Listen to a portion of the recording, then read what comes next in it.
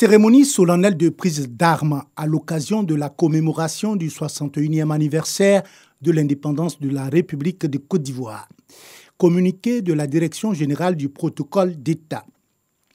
En raison de la résurgence des cas de Covid-19 signalés récemment par les autorités sanitaires, la cérémonie commémorative du 61e anniversaire de l'indépendance de la République de la Côte d'Ivoire consistera en une cérémonie symbolique de prise d'armes le samedi 7 août 2021 à 11h00 sur l'esplanade du palais de la présidence de la République.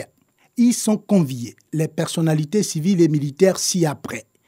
Monsieur le Premier ministre, chef du gouvernement, Monsieur le Président de l'Assemblée nationale, Monsieur le Président du Sénat, Monsieur le Président du Conseil constitutionnel, Madame la ministre d'État, ministre des Affaires étrangères, de l'intégration africaine et de la diaspora, Monsieur le ministre d'État, ministre de la Défense, Monsieur le ministre d'État, ministre de l'Agriculture et du Développement rural, Monsieur le ministre, directeur de cabinet du président de la République, Monsieur le ministre, secrétaire général de la présidence de la République, Monsieur le ministre, auprès du président de la République chargé des relations avec les institutions, Monsieur le ministre, conseiller spécial auprès du président de la République, Monsieur le ministre, conseiller spécial auprès du président de la République chargé des affaires politiques, Monsieur le ministre de l'Intérieur et de la Sécurité, Monsieur le général de corps d'armée, chef d'état-major général des armées, Monsieur le général de corps d'armée, commandant supérieur de la gendarmerie nationale, Monsieur l'administrateur général, directeur général de la police nationale, Monsieur le chef d'état-major particulier du président de la République et leurs adjoints. La mise en place sur l'esplanade du palais présidentiel débutera à 10h et prendra fin à 10h30. Fait à Abidjan le 4 août 2021. Le directeur général du protocole d'État.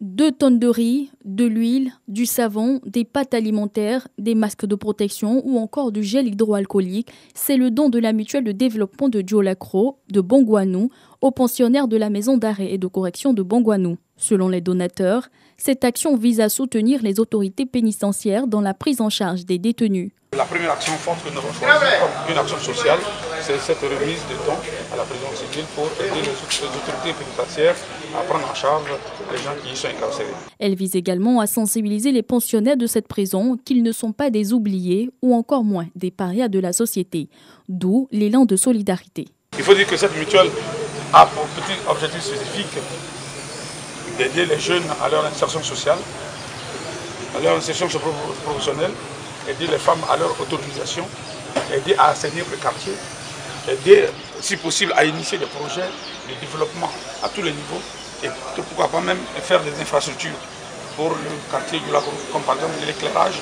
Il y a plusieurs rues où il n'y a pas de lampadaire, nous avons des problèmes d'attrition d'eau, nous avons des problèmes de bitumage. Je pense que c'est des activités ou des actions que la mutuelle pourrait mener auprès des autorités politiques et administratives de la ville de Bongouanou pour un mieux-être des populations du quartier du Lagro.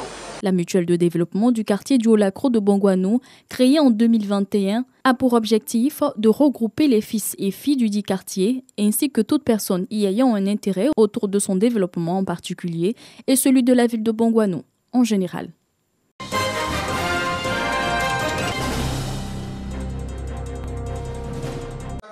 Pourquoi la création de zones monétaires en Afrique?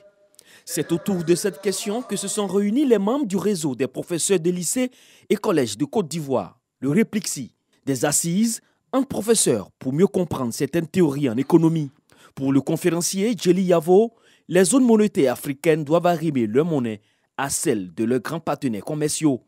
Cela permettra à ces zones monétaires d'éviter de fortes perturbations de leur taux d'échange. Aujourd'hui, l'unanimité est faite du point de vue de la rationalité économique que les zones monétaires contribuent de façon décisive au développement économique des pays. Les pays en Afrique de l'Ouest, tous les pays membres de la zone UEMOA ont eu au cours des 30 dernières années de bien meilleures performances économiques par rapport aux pays qui sont hors zone. Pour ces professeurs, il est important d'être en phase avec les préoccupations du monde actuel pour mieux outiller leurs apprenants. L'enseignant n'est pas seulement cet acteur-là qui tient la craie entre quatre murs pour donner l'information. Il est bon pour nous, n'est-ce pas, d'avoir de telles cérémonies pour nous-mêmes nous former et puis avoir les outils de la formation de nos apprenants. Créé en 2017, le Réplexi s'est assigné pour mission de rompre avec les pratiques de milieu syndical en misant sur la formation de ses membres. Ces conférences seront un rendez-vous annuel de mise à niveau. Nous allons continuer à revendiquer, mais d'une autre manière, qui est de former les syndiqués par des conférences, par des séminaires. Des contributions qui devraient permettre d'améliorer le système éducatif ivoirien.